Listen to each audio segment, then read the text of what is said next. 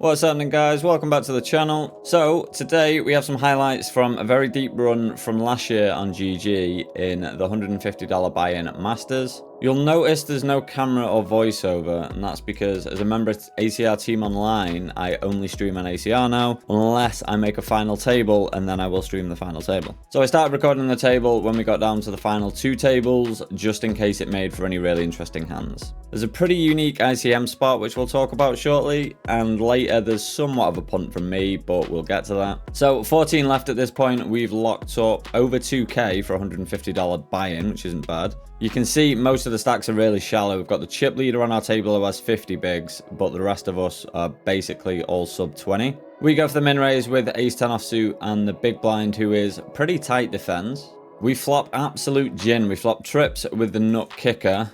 Villain checks to us and I go for a c-bet. Going to bet probably range actually against big blinds, especially in an ICM scenario. Villain check calls and the 3 of diamonds rolls off on the turn. Villain checks and I decide to check back. So this guy was playing extremely tight, which is kind of fair enough given the dynamic. But I really didn't want to bet and get jammed on here because I think he just raised most of his 10x on flop.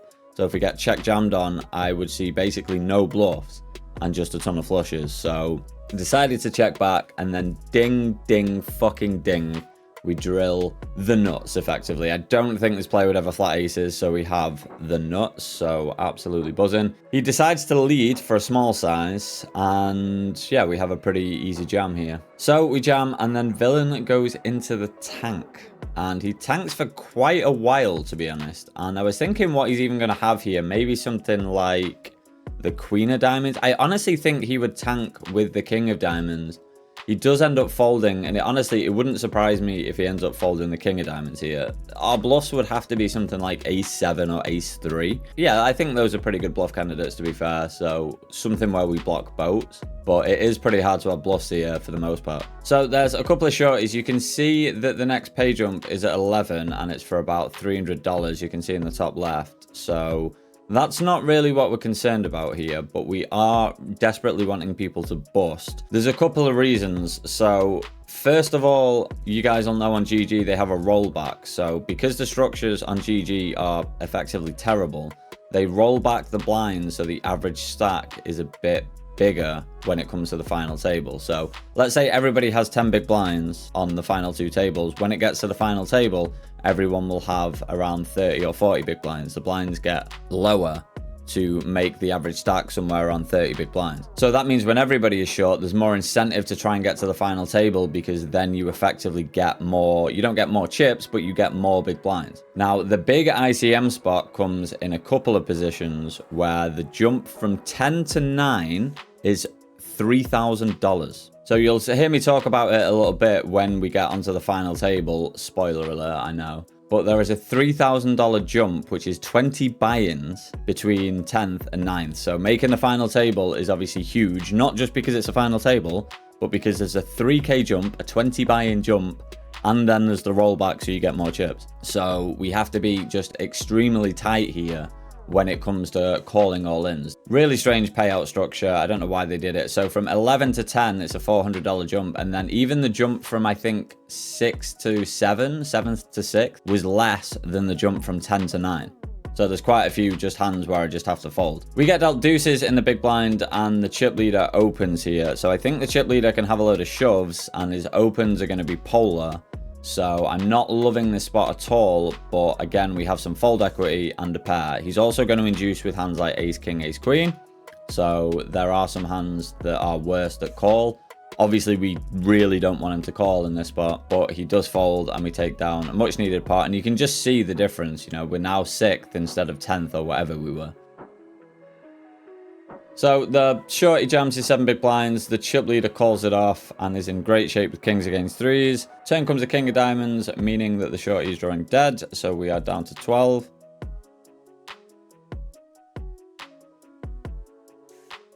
We get dealt king 4 suited on the button now, and against the 2 shorties in the blinds, I think this is a good spot to jam. So again, in these ICM spots, you have to be very, very tight when it comes to calling off. So we can jam, even though they've only got 5 big blinds, because of this huge jump from 10 to 9. And again, the rollback and stuff like that, these guys are going to have to be tight when it comes to calling off. So we jam. Luckily, they don't find a very, very good hand, and they both fall. I also think that the way it was going, everyone was playing maybe even tighter than they should as well. It wouldn't surprise me if they fold, you know, really strong hands like ace 10, ace jack with their like 5 big blinds and stuff. Shorty jams his 3.5 big blinds or so on the button, and the big blind calls with a hand that I just can't imagine should ever call. So in terms of just chip EV, yeah, you're going to be getting the right price. But when it comes, the fact that it's like, what, a quarter of your stack and you've got such a terrible hand, and then you'll be one of the shorter stacks as well, just seems like a punt. But he does just turn a straight with 8-6 offsuit, which is great news for us. So we're happy with that. So now we're down to 11. So we've got the pay jump for another $400 or something like that. Then there's a pay jump at 10, and then we've got the big one from 10 to 9. The good news, though, is that we get dealt aces with 14 big blinds, which is huge. Chip leader has been doing some jamming with certain hands, so at this point I'm like, yeah, go on, son. But he does fold. We go for the min raise. We're not really going to be having any shoving, I don't think, in an ICM spot like this. Unfortunately, everybody folds, and we would have flopped quads, which is absolutely insane, but better than losing the hand, I guess. Very next hand, the shorty finds a pair and jams it in. The chip leader makes a call with king 7, which is pretty standard here. Finds a 7 on the flop and a king on the turn, and so now we are hand for hand. So now there is 10 people left, and you can see in the top left the jump, which is 3.3k, which is just absolutely obscene. So at this point now, we have to be super tight. There are 4 stacks shorter than us, and so there's a lot of ICM here. And so the chip leader here is just having an absolutely great time. He just gets to pressure all of the short stacks, can do a lot of like jamming, 3-bet jamming, just opening in general, knowing that we have to be super tight. So the first time we get ace 10 offsuit, which I'm already thinking, shit, what am I going to do here? Blind on blind, I'll probably have to fold. And then the button jams for 13 big blinds. So again, this is a spot where in chip EV, we're going to have an absolute print call. You don't even think twice before calling. But with this specific scenario, I think we just have to fold. I think I might even fold ace jack here, even though I think I'm going to have the best hand a lot of the time, because of the insane jump. Blinds go up and we get dealt ace 5 suited, which is a nice hand to jam, but the opportunity gets taken away from us from the chip leader. So next hand, the cutoff jams his 7 big blinds, button rejams, he has ace jack off, and against queen 10 suited.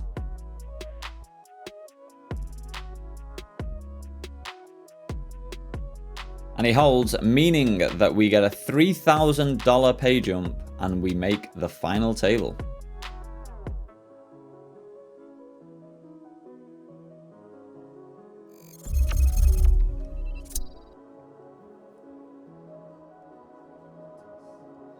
All right, I made the final table, boys.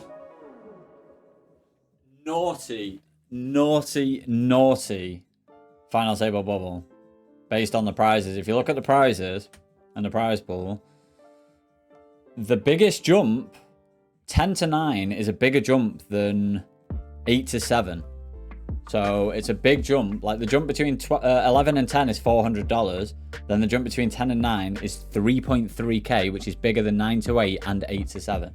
It's a spot where you've got to be a lot tighter for that reason, but then you include the rollback. So I had like 7 big blinds, and then the chip leader just kept taking my spots away from me. Basically just was jamming, open jamming. He only had like 33 bigs, but he was just open jamming and just had to fold everything. So 6.4k locked, which is huge for a $150 tournament. And yeah, hopefully we can spin it up. So 20 big blinds, we are second shortest, but 2.1 million. Hopefully we can do some fucking damage. It's nice to get a final table. I am not, my strategy when it comes to moving seats is basically not do it. Maybe if there's some fish, but it's difficult. I'm second bottom stack, so everybody else gets a choice. If I am extremely short and I'm the bottom stack and I have like 10 bigs or like sub 15 bigs, I'll try and move away from the big blind if I'm already in the big blind. But besides that, I generally just let it time out. So let's see what we can do, boys and girls. 6.4k locks up, 64k up top. Yeah, we'll just see how it goes. If we bust now, if that's it, and we come 9th, whatever, I'm fine with it, because I just really didn't want to come 10th or 11th. So coming 10th would have been, it would have really fucking stung because it's a 3k jump. Yeah, so the rollback, I would have had 7 big blinds if it's not for the rollback. So there's EV in the rollback itself, even if you are the bottom stack. So it's ridiculous because you end up having to just fold everything. A guy open jams a button with 12 bigs, and I've got ace 10 off on the button and cover for 14 bigs. And I'm like, there's a guy in 6 bigs, and I'm like, I have to fold. I was like, I wonder if I just fold ace queen off here. Let's see what happens, boys and girls. Let's see what happens. How the fuck how is this all in? What's going on here? You're drawing dead, bro. Was it all in pre? That's a shame, because we could have just got a 2k pay jump. So let me think about this. My biggest online score, I would need to come, I think, in the top 3. First and second will definitely do it. Third, I think. Top 7 is 5-figure Sundays. So we're only 2 away from that, which would be nice. So yeah, hopefully we can get our biggest ever online score. Oh, we just fucking jammed like 2x pot, which is, what are you doing? I mean, the good news is we're bottom stack now, so we don't have any ICM to consider really. So as aggressive as he was earlier, he shouldn't be anywhere near as aggressive now because, you know, we don't have to worry. We don't have to do anything. You know, it's not like we're forced to overfold certain hands. Oh my God. Well, that's pocket aces. Playing a $400 horse on Tuesday. I never played once. Nice. Well, that's what I did. I won the second one I played. 3-bet. Give me goes. Yeah, I mean, I guess I don't really have that many 3-bet folds here. That's the problem. So is this just going to look nutted? I guess I just kind of have to do it, right?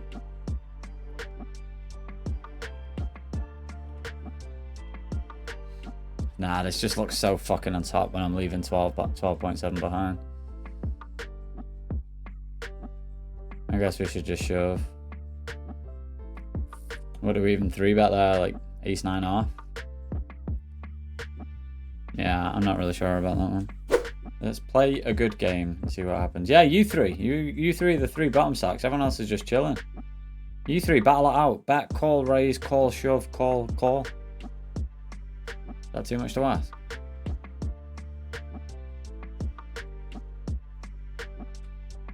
So, well, let's just play this hand out. Because he's raised the turn. Shove, snap. And then he's either got like a flush or just the nut blocker. He might bottle ace jack though with the ace of clubs now. Get him bonus, thank you, buddy.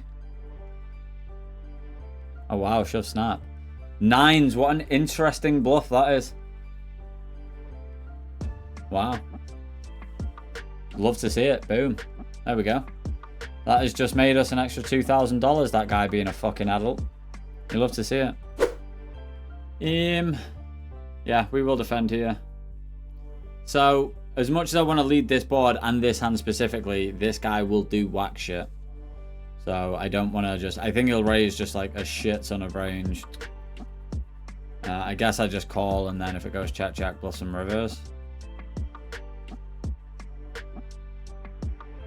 I mean... I guess the problem with playing against you. So he literally check jammed king jack on 8-5 deuce for absolutely no reason. I'm not bluffing this run out. He bluffed king, just check jammed with like 15 left on 8-5 deuce for no reason. And river's a king. I might actually have the best hand now, seeing as like, no. But maybe I probably just shouldn't defend. I'm thinking that I can defend wider against fun players because they're just worse players. But I need to consider the fact that not just about realizing equity, but I can't play like, you know, I can't lead with my marginal hands on those boards because I'm just going to get like raised by nonsense and all of his overpairs, pairs, nothings are just going to just fucking click a button. So I never really know what to do in this kind of spot here with this type of hand. I don't just like always raise folding.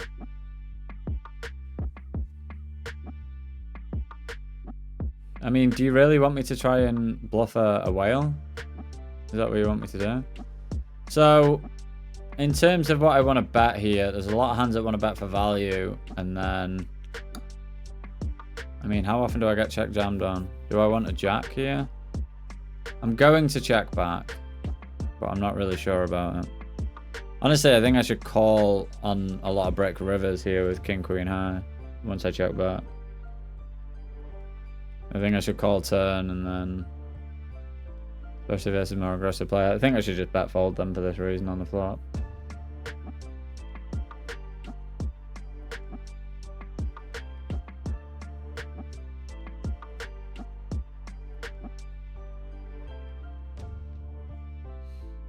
And then I guess I bluff river versus check. Try and fold out.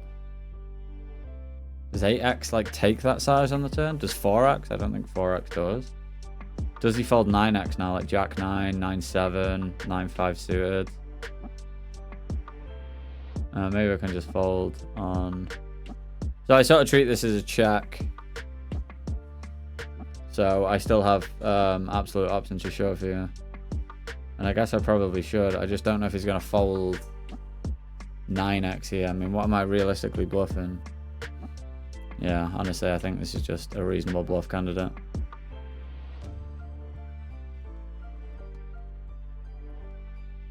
And I don't have any worse hands, realistically. And I can definitely have queen jack with this line, pocket tens. And I guess 8-9 suited when I open that. So I think this is a reasonable bluff candidate. Yeah, I'm not really expecting him to fold 10x here. I'm mainly just trying to fold out 8x and 9x, but it just depends on if he's going to fold 9x on the river. That's the only problem. If he back calls a 9, then it's probably a bit too thin.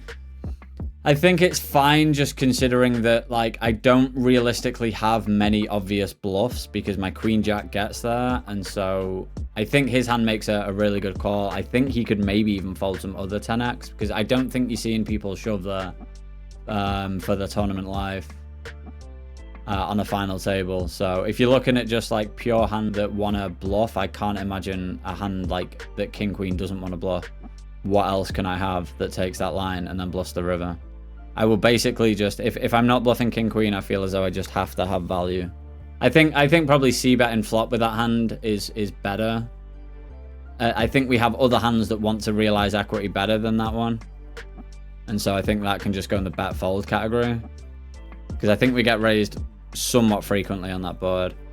So we don't want to bet fold too much equity, but I don't think I have enough equity. So I think I should just bet the flop. I'm pretty happy with the bluff on the river, but I think checking back the flop is a mistake.